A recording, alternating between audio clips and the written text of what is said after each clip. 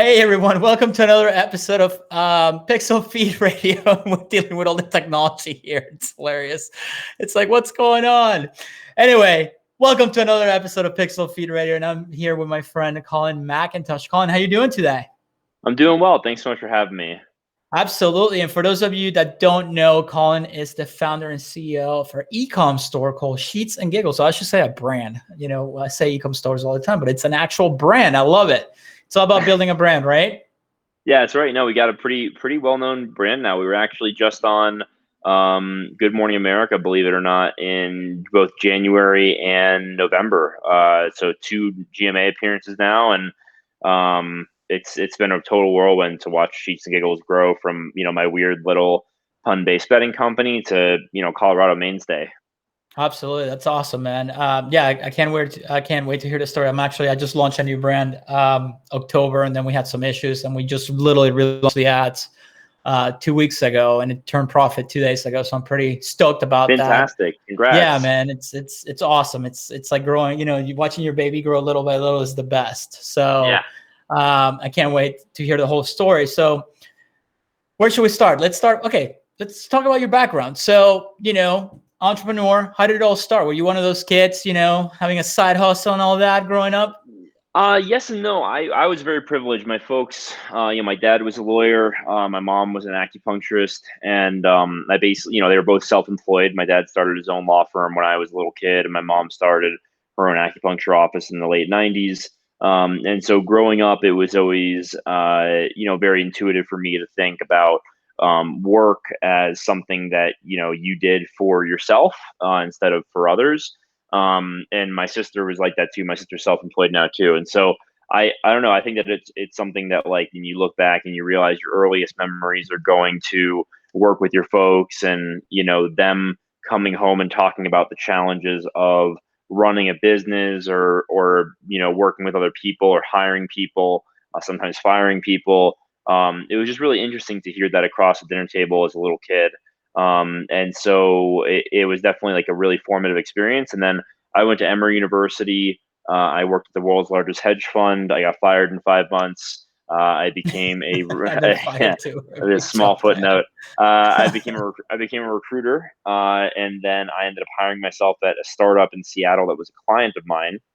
And then that's how I got into startups. And from there, I went to Techstars with an opportunity at a startup that I had helped to found. And that was about 6 years ago now, and worked there for 3 years. And then I founded Sheets and Giggles in 2017. So it's been a really weird career. I've been fired 3 times. I've been laid off at 1 p.m. on a Monday. I have worked at Sheets and Giggles longer than anywhere else in my career. And, it just feel really lucky to have caught a tiger by the tail with S&G. Yeah, I grew up the same way. My whole family's on entrepreneurs, big companies. It's incredible what a difference that makes on you, isn't it? Absolutely. And you think about from the other perspective, a lot of other kids, and it's impossible to empathize, or at least it's impossible to like really put yourself in their shoes. But I always wonder what dinner table conversations were like, with other families, and how that impacts people. Hearing about being working for someone else, or the trials and tribulations of that work versus the how difficult it is to do this other thing, and vice versa. Both are obviously very difficult, but I think that one definitely influences, or both influence people in different directions. It's so funny that you bring up that earliest memories is the going to the office with your dad. And it's the same with me. Like it's so funny. Like I can still to this day smell my grandfather's office, which was just cigarettes, because it was I can literally I can see the dartboard in my dad's office. 6, 7 years old, like waiting for him to be done.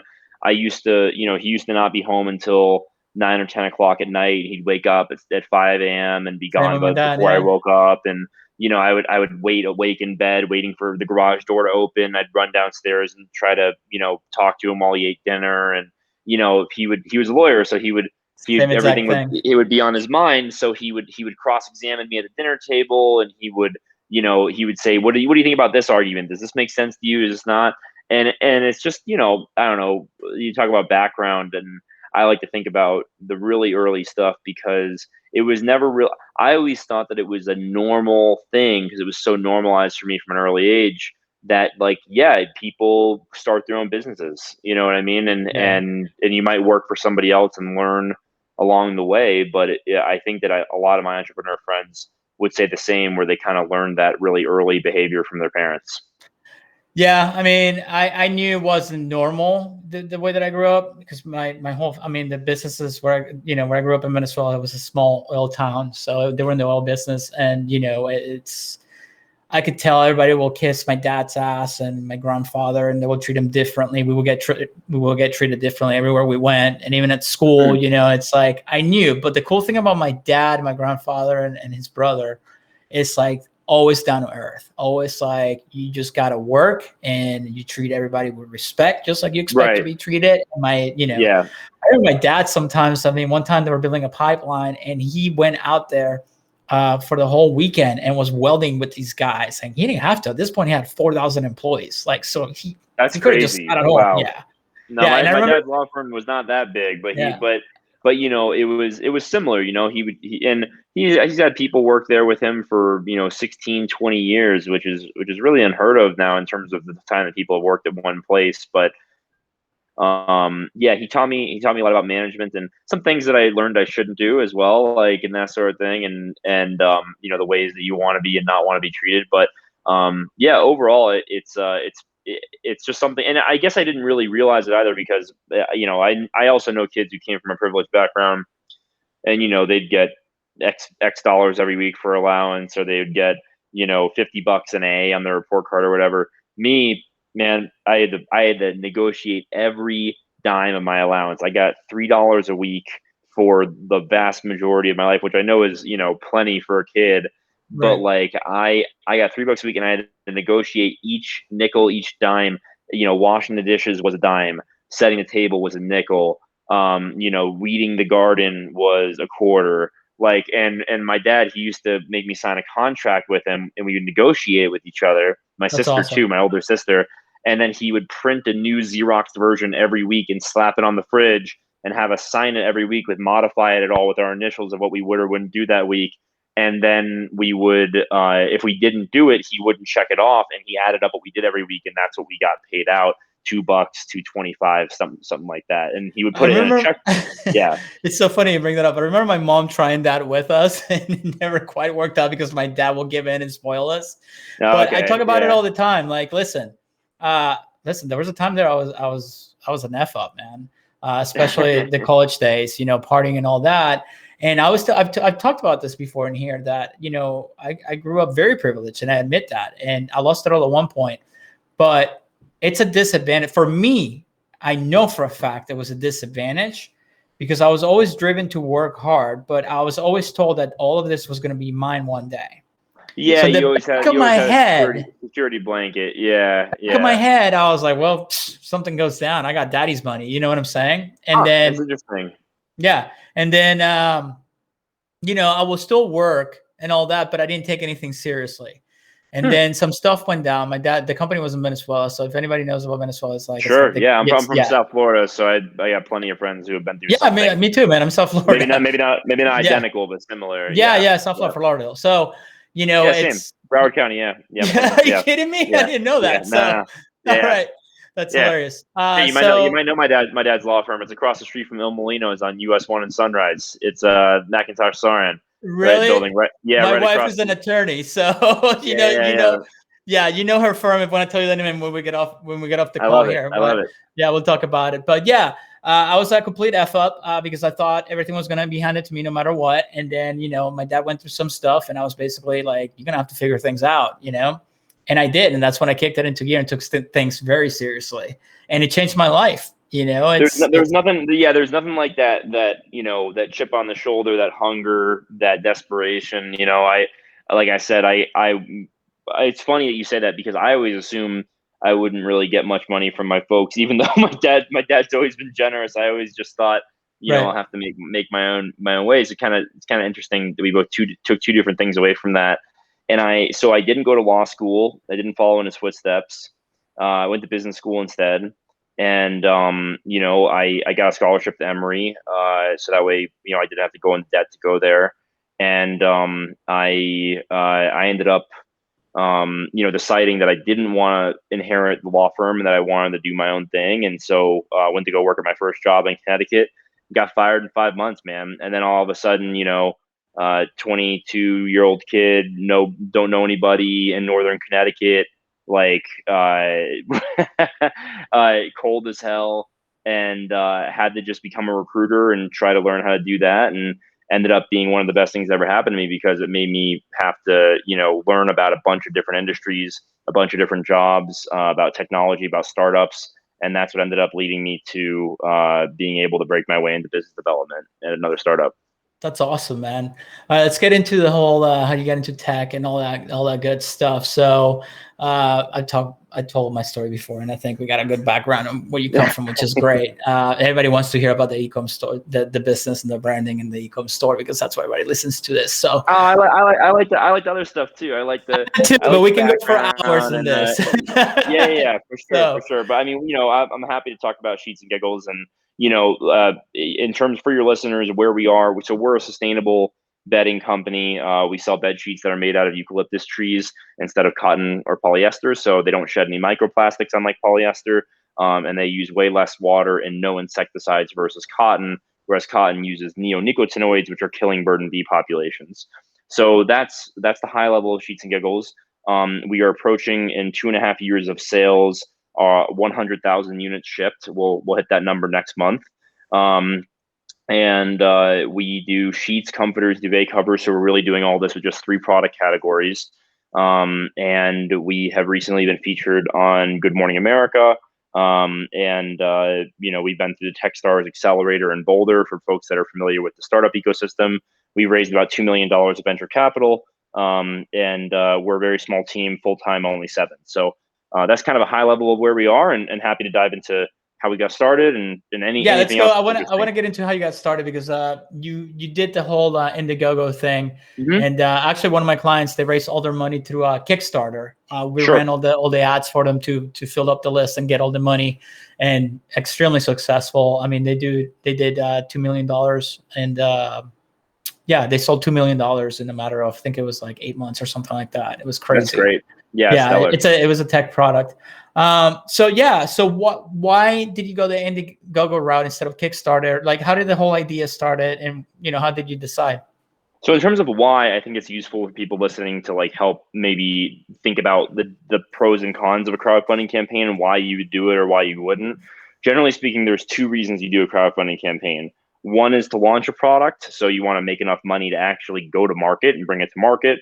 And then 2 would be to validate that you have product market fit and show outside investors, hey, there's a real demand for this. We've got something here. Here are our initial numbers, initial traction, and then model it out and show them what it could look like in the future. So those are kind of the 2 reasons to do a crowdfund. For me, it was a little bit of a mix of both. I knew that I could bring the company to market with a $100,000 crowdfunding campaign.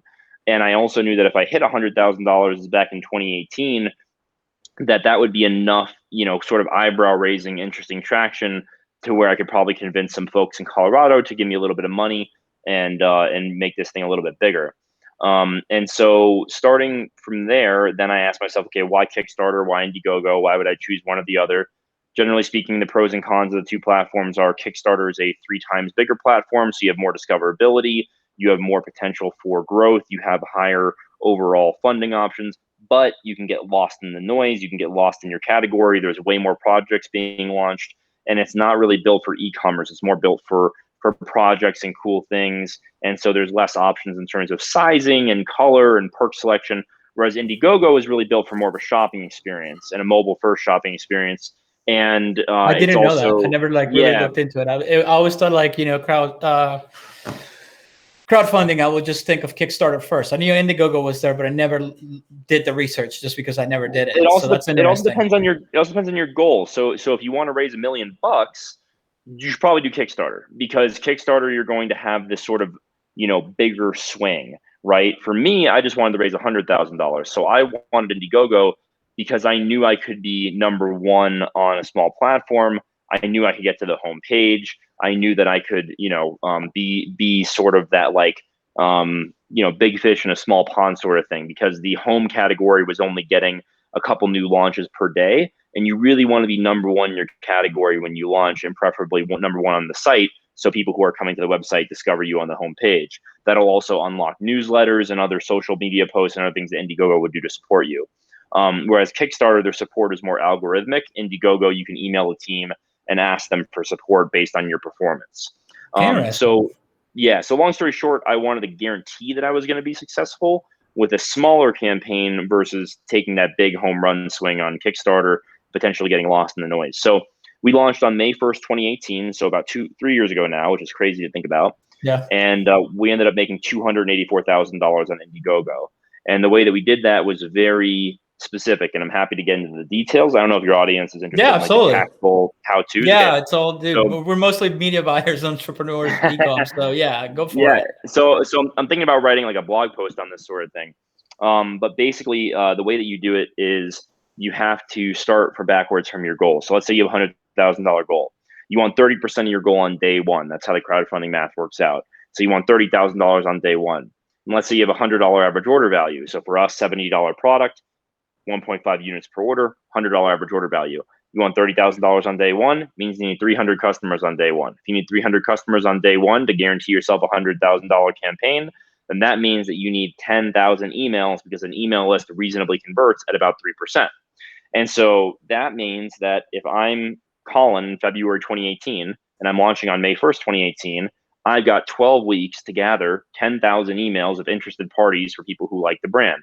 How do I do that? Set up some landing pages, run some Facebook ads, make some value propositions. Hey, these are the best sheets you're ever going to get. Do some content, some initial photography, write some good copy, and basically tell people, give us your email and you'll walk into the best price on the best set of sheets you'll ever get. Here are the 3 core value props: sustainable, temperature regulating, softer than cotton. And then people bought into that messaging. They loved the brand. We had sort of a lightning in a bottle brand voice, very funny brand in a very boring space. And then sure enough, we got 11,000 emails in about 10 weeks of email capture. We spent about $10,000 or $9,000 on that pre-marketing to gather those emails. So it was under $1 per lead. And then we launched on day one, and we converted the email list at 4.5% and got $45,000 on day one. And then that got us to the homepage of Indiegogo. We were the number 2 trending project. And then that snowballed into a nearly $300,000 pre-order campaign. That is awesome, man. I love it. Now, the second question, I love it because I do it so differently. Like all my brands, I started with like, okay, 100, built the store myself just to try it out. And then, $100 on ads, but I know how to run ads. Right. So, see if it works. Right. Yeah. And then grow from there. Like the new one, it's a similar principle. It's a similar principle. I spent the first $500 on ads to those landing pages. And you're basically just testing, what's my cost per lead? What's my email capture rate? You're looking at like, where are people bouncing? You're looking at the heat map of the page. Like, what can I improve? And then, you start to get your initial email capture and you're like, okay, this could work. Like cost per lead makes sense. And that's when you turn on more of the it's so funny you bring all this up. I literally just released a video of me going through the store and like how I showed him how I made some changes to the cart page that drove my add to cart to purchase rate of 50% just because I caught the bottleneck. Yeah, it's like people missed out on that, on conversion rate optimization on the site. And then the other thing, email list. Everybody forgets about email. I'm like, dude, the email list is the most important asset you can have in your business. Even today, it's crucial. Yeah. Guess what? If everything goes down, you still got your email list. I am worried about the way that text message marketing is going, though, because as a brand owner and as someone with tens of thousands of customers, we really try not to abuse their email inbox, and we're going to try not to abuse their text inbox. Right. But man, once some of these brands get a hold of your number and your email, it's like, an email a day or an email every 2 days. And it's like, and we do maybe 2 a month. And we do that because I have a theory that like long-term, you'll lose people, you'll exhaust people on your brand. You'll lose that goodwill and that equity that you've spent so much time building up. It depends on what you have to offer. If you have a lot of I think it depends on the brand too. Like we'll do like it depends, like once a week or maybe 2 a week, but we're releasing new stuff all the time, especially on exactly. It depends on your product category. It depends on your product mix. the thing that kills me is when like I buy sandals from a sandal company and they're like, would you like more sandals? More sandals. Yeah, I know what you're talking about. Yeah. No, I get it 100%. That I think we skipped through this. Why Sheets? How did you come to the conclusion of Sheets? So before this, I've been in a few different businesses. I've been in B2B software companies. I've been in wearable tech, and it's all failed. It's all failed one way or the other for me or for the company. And I just kind of took some lessons from that, and I said, okay, well, I'm going to sit down and I'm going to define my perfect business model. And I said, I want a massive commodities market so I can build my own niche and I don't have to build a new marketplace from the ground up. I want something that's highly fragmented so there's no market leader that I have to really chip away at. I want something that is largely traditionally bought physical retail so I can bring it online with a direct consumer model. And then I want something with a totally flat brand space where there's very little differentiation, preferably not a very serious space so I could be funny and zig where everybody else is zagging. And that was literally what I wrote out on a piece of paper. Low complexity supply chain. I didn't want any Bluetooth or firmware. I had just come from a wearable tech company, and that was an absolute monstrosity of a product development process and product roadmap. And so I really wanted something that was, dumb product or whatever you want to call it, instead of a smart device. And I ended up looking. There's a true story. I looked at all the domains that I owned, and I owned sheetsgiggles.com because I thought it'd be a funny name for a bed sheets company. I swear to God. And I thought this bedding fit my criteria, and it fit to a T. It's $12 billion market, growing 10% year over year. Top 5 players only have 27% consolidation. And it was boring. It was boring, and it was undeservedly serious. And it was this blank canvas that I had to just be funny, be creative. And so I went with it. And I was obsessed with the brand name. And we ended up being able to differentiate meaningfully on the brand voice and then on the sustainability of the product. And now we've become sort of the de facto brand for sustainable bedroom and eucalyptus sheets, which are what we're really known for. That's great. So once you now let's talk about the website, the store. So who designed the store? Did you design it? Did you hire a whole firm to design it? How did that go? So if you go to the Wayback Machine, you can see the 2019, 2018 version. That's all me. 2018, 2019, that's all me. Is it Shopify? Is it on Shopify? It's on Shopify. Okay. Yeah. That's all me sort of intuitively going through what I know about a good customer experience, reading some articles about a good CX, good UX, and understanding, the mobile optimization is most important, and writing all the copy myself. Then in late 2019, I hired a copywriter. In 2020, we hired in Q2 2020, we hired a outside firm to redo the website. And now we have a web development agency, that same agency on staff on monthly retainer. And they have UX designers and PMs, and they do a really good job of helping us make sure it's a really wonderful UX. So I brought up the whole cart page thing. What was like the thing that blew your mind when you were trying to figure out why people weren't converting, or, little changes on the product page and stuff like that, upsells, downsells? Like, what was the thing that you remember blew your mind? Because I still to this day, I go back to like the first stores that I did. I was like, what? This can make such a big difference. Are you kidding me? I think it's just the things that are above the fold versus the things that are below the fold. A lot of people, they don't like people have such short, I don't know. Actually, they don't have short attention spans. They just have short consideration spans. Right. So really, when you're talking about mobile shopping, which is what most people are doing nowadays, you really gotta just grab them immediately. So the reviews have to be above the fold. The price has to be above the fold. And when I say above the fold, I mean you can't even ask them to scroll down the page to see anything. The imagery, the name, the reviews, the pricing, the sizing, the variants, the colors, everything has to be above the fold or visible above the fold, so where it's there. Because otherwise, people just don't bother to look around. It's crazy, man. I watch these videos and I'm just like, really? Yeah. Like, you're not gonna. Yeah. So I tell people all the time, it's like, think about your customers like they're all 5-year-olds. They need everything explained. Why do you think people on Amazon, the best practice now, of course, is to put all that text in your images? And why is that? Yeah. It's because people aren't scrolling. They're just looking at the images and doing doot. Okay, add to cart. And I'm like, I don't shop that way. I don't shop that way at all. But the majority of people do. And so that's been a big one. I've been shocked to see how little shipping fees impact conversion. I used to think that shipping was a really big deal for people, and now I'm of the opinion that it's not anymore. It kind of did this, right? It kind of was like Amazon spoiled everyone. Oh my God, no one can charge for shipping. Free shipping's a value prop. Then the customer's been kind of educated to, oh, well, if they're doing free shipping, the price of the product is just sort of artificially inflated because they're still charging for it just in the MSRP. Right. And then if I see a shipping charge, now people are saying if I see a shipping charge, I think that it's a small business that's operating on thin margins, and I'm more inclined and more likely to actually support that business versus a big behemoth like Walmart or Target or Amazon who can eat that shipping cost or force it onto the vendor. And so I think people are becoming more educated about what the actual shopping process looks like. And only 9% of our survey respondents say that the shipping fee is a deal breaker for them. So it's a really interesting thing for me. That's interesting. You did that whole survey on it. I mean, the way that I did it, I used to do the whole free shipping thing. Is like you said, people caught on to it that you're just inflating the price to get the free shipping. So I was like, this one, what I learned is, you know what? Let's reward people for hitting that average order value that we want. So we started at 100. Because you always want a higher average order value. Right, but then of course. We noticed that the average order value was actually 90, right? So I'm like, okay, well, we're going to work on some new products to bring that up a little bit. But for now, let's bring the free shipping down from 100 to 80.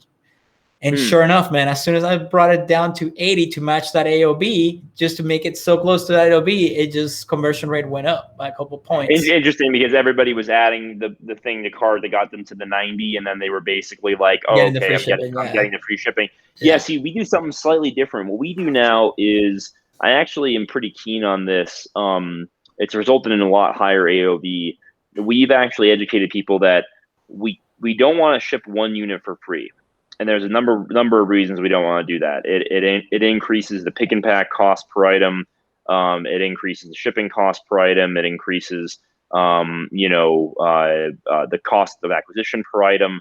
And so what we really want to do is get the 2 or more items per order. And it doesn't really matter which 2 or more items. Sheet set and extra pillowcases, sheet set and comforter, sheet set and duvet cover, 2 pillowcases.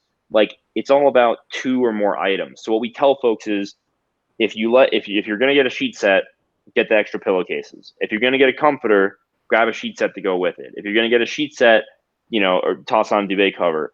And that type of education has sort of, we level with people. We say, look, here's how the shipping math works out for us. And we show it to them.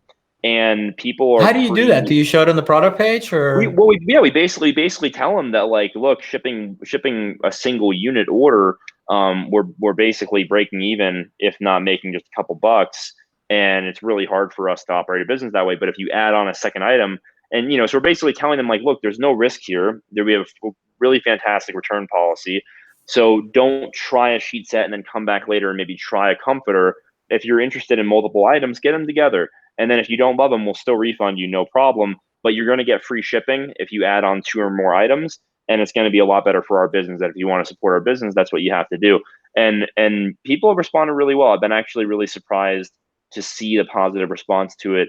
But I also wanted to, give people more flexibility. I didn't want to say it has to be a $200 average order value, $150 average order value. I just wanted them to understand that any 2 or more items and they could get free shipping. And it's really their choice and their option. I think it gives them more flexibility because we have different pricing for everything on the site. And I don't want them to be doing math trying to figure out what the hell the free shipping threshold is. No, that's a good idea. I like that.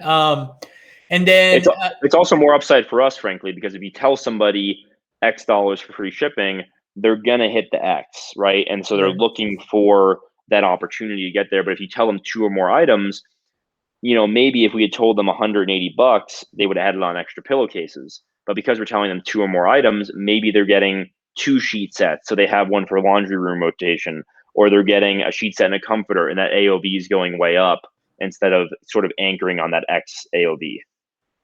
I can see how that. Yeah, no, I like that. I like that a lot. Where are you guys shipping everything from? Here, South Florida? Utah and Kentucky. We were actually just shipping from Fort Lauderdale right off Broward 95 until just a few months ago. Oh, really? That's cool. Why? How come you moved it? Just cheaper. Well, South Florida is ridiculous. Just better 3PL partner. We were not satisfied, unfortunately, with that 3PL partner. Yeah, that makes sense. Now let's talk about the customer journey. So people, the first customer comes in, they order for you for the first time. What is the journey, the customer journey after that? What is the post-purchase sequence looks like? What kind of flows do you guys have set up in the back end? I know you said you don't like to send too many campaigns, but I'm assuming you have like a nurturing sequence for them after they order and all that good stuff. So we're weird, man. We're really weird. We never did that until about 2 months ago. And I know. And I know so much money on the table. I know a lot of money on the table, but we've been heavy in prospecting. We've made sure that when we email people, we really want them to take an action, which results in open rates in the 30s and 40s. Yeah. Which, for an email list in the tens of thousands, that's very significant in terms of the amount of people you can take really good. A directed action. Yeah. And so we've been very, very respectful of the email list. And I think that has led to people being curious when they get an email from us. And it's sort of been a slow burn in a sense, or a slow play. And then just recently in March, we kicked off the post-purchase. We had the order confirmation, the shipping confirmation, that sort of thing. The main goal for me is we're funny in every email. Every email has to be funny. It has to make people laugh. And, it doesn't take itself very seriously. It's a shipping email. So, who cares? Who cares what it says? Like, it's a blank canvas. Go be creative. That's what I tell my team. And so, it's an order confirmation email. Thank you. Okay. Thank you is the main message. What else do we want to say? Do we want to have some fun with it? Do we want to make them laugh, make them smile, and not just sell them more shit?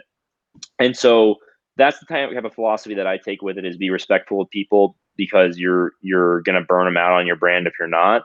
And then now we have the, hey, it's been, a month since your purchase. How are you enjoying it? We've always done the review flow, but now we're doing the, complimentary product marketing. Do you love your sheet set? White queen sheet set. Grab a white queen comforter. We're starting to do the cross-selling, upselling.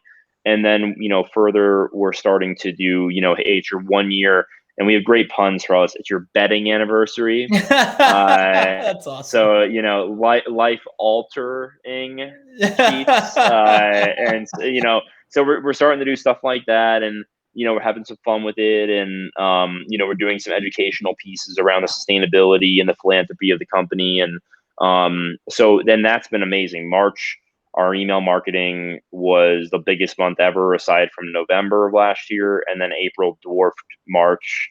And it's just been great to see the response to the email flows. That's great, man. I'm happy for you. What about media buying? What platforms are you guys using? Obviously Facebook. What else? There's no secrets, man. It's paid social. It's Facebook, Instagram, Google, Amazon, SEM marketing. The main thing for me is you guys are on Amazon as well? Yeah, we're on Amazon as well. Okay, that's cool. And yeah, the main thing for me, we actually own Amazon.com/sheets.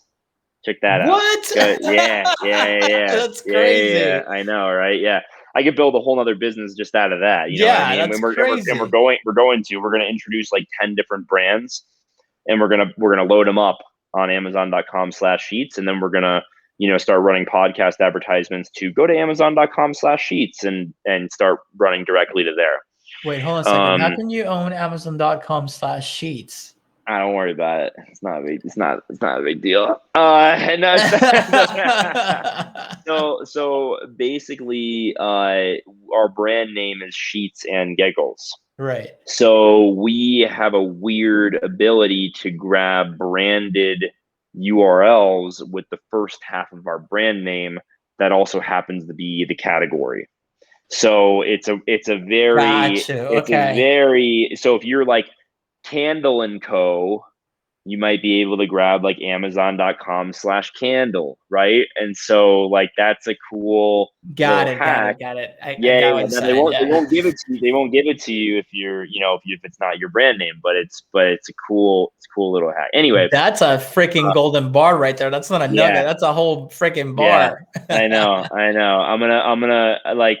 There's a whole, anyway, there's a lot we could talk about there, but yeah, we're on Amazon, and we basically will do a lot of category marketing. And what I mean by that is we discovered maybe a year ago that we were claiming about 40% of the conversion share naturally for eucalyptus sheets on Amazon and on Google. But you take 40% of a pie that's this small, it's not as meaningful as taking 20% of a pie that's this big. So I really want to evangelize this fabric and evangelize the category and get people like Casper, who just introduced their own eucalyptus sheets. I want to get people like Bed Bath & Beyond, who have a eucalyptus set in store now.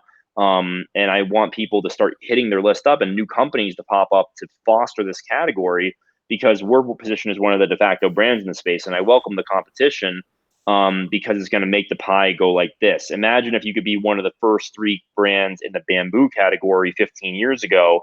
You're really sitting pretty right now, because it's a massive category. Right. And so for me, what I've done is we've actually really focused on just eucalyptus, saying lyocell, getting people interested in what the material is, lyocell. And then people are searching, they remember eucalyptus sheets. We own eucalyptussheets.com as well. And getting people to search that category. So the Amazon frequency has gone from like 300,000 in search frequency to like 66,000 in search frequency. And that's an enormous bump in search volume. And it only increases exponentially from there.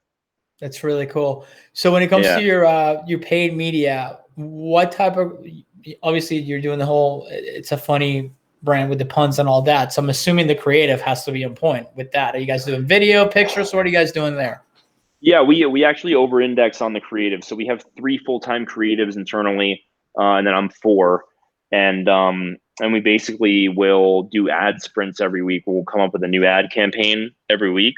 And we put it all over, Facebook, Instagram. We put it all over Amazon, and content's king. I think that the thing with me is,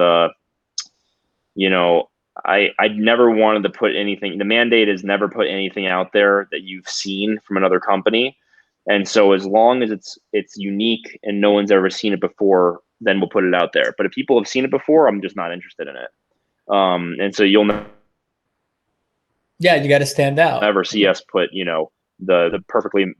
Sorry, can you hear me? Okay. Yeah. No, you're good. Oh, I thought I lost you. No, I was going to say, no, you're good. People like, I think with the sheet category, you can get super bored of like the white sheets, the white walls, the French press coffee on the edge of the bed, the fern in the bedroom, like the exposed brick. That stuff bores me to tears. And so we don't do that. Instead, we have models out there sawing logs in half for the joke about sawing logs and snoring. We have people getting acupunctured in their sleep and not waking up. And, we've got, men in bed drinking wine with avocado face masks on, and just all sorts of funky stuff that you've never seen before in the category. That's really cool. So we're running out of time here, man. But what's the plan in the next 5 years? Are you guys going to try to get into any retail channels, any cutting deals with like Bed Bath & Beyond and stuff like that? I think the answer is yes, because I feel like we have the opportunity to be the most differentiated product on the shelf. And so we're actually going to be taking some time to design a really nice retail experience. So this is the current packaging, and it's, you see it's really lovely. Yeah, I like it. But it's designed entirely for sort of a direct to consumer experience, where it's about the unboxing itself. So it's less about the the packaging or like what's written on it. Or we're concentrating on that right now in the new brand. Exactly. So we're gonna start to think about the packaging a little bit more. But right now, all the bed sheets on the shelf, they're all the same, right? They're in the plastic zipper. You can picture it. You unzip it, you stick your hand in, you try to feel it.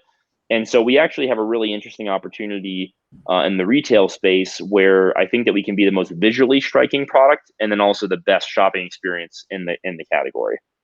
It's really cool. Yeah, that was like a big thing. We just had a big meeting about it, because the store's it's taking off like crazy, and I actually had to slam the brakes on it, because we make the stuff ourselves, so we can't keep up with it. So the production. So I was like, all right, let's slow down the ads. Let's keep it on track. And then that's something that came up. It's like, we got to make it's mainly for women. So I was like, my main focus this next couple of weeks is like, we got to make it Instagram for Instagram, and to show it off on Instagram, because I want people taking pictures of it. I want the whole experience to be amazing. So we're really concentrating on that. I think that's a big deal nowadays. Yeah. So that's good. Listen, Colin. Yeah, going on the channel is a big plan of ours for sure. Absolutely. Listen, Yeah. man, I love the store. I was browsing through it earlier. I think you have a fantastic business here, obviously. I think you guys are going to grow out of control in the next 5-10 years. I Thank can see you. you taking over. Where do you see the mattress? Yeah. I can't wait, man. I'm excited. It's going to be really cool. But listen, thank you so much for coming on. That's so crazy. You're in Fort Lauderdale. Yeah, I know. It's great. It's nice to meet the Broward guy. I went to school at St. Thomas, and I grew up in Plantation Acres, and it's just really, really fun to meet other people from South Florida. That's awesome, man. Listen, where can everybody find you? Well, obviously, sheetsandgiggles.com. We're easy, man. Yeah, you can just Google Sheets and Giggles, eucalyptus sheets. You go to sheetsgiggles.com, and we're easy to find. And me personally, just Colin Sheets and Giggles. You can find me on LinkedIn, super easy. And then we're at Sheets Giggles everywhere on social if you wanna tag us or something. Awesome, Colin. Again, thank you so much, man. I really appreciate you coming on. And until next thanks time. for having me. Yeah, Absolutely. It was a fun conversation. Absolutely.